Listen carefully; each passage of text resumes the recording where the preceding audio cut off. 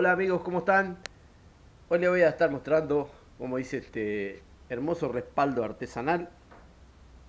Como van a ver, tuve que dibujarlo en el suelo porque no tengo una mesa lo suficientemente grande como para que esté arriba. Lo correcto sería una mesa, pero tiene sus dimensiones que no me permiten trabajar arriba de una mesa. Así que bueno, con un dibujo que me dio el cliente, lo fui dibujando y lo fuimos armando. Espero que les guste. Tiene mucho trabajo. Después lo pintamos con aerosol. Y se quedan al final del video. Van a ver cómo ya lo dejamos colocado en el lugar. Es un respaldo para una cama. Totalmente artesanal. Espero que les guste, amigos. Miren el video hasta el final. Nos vemos.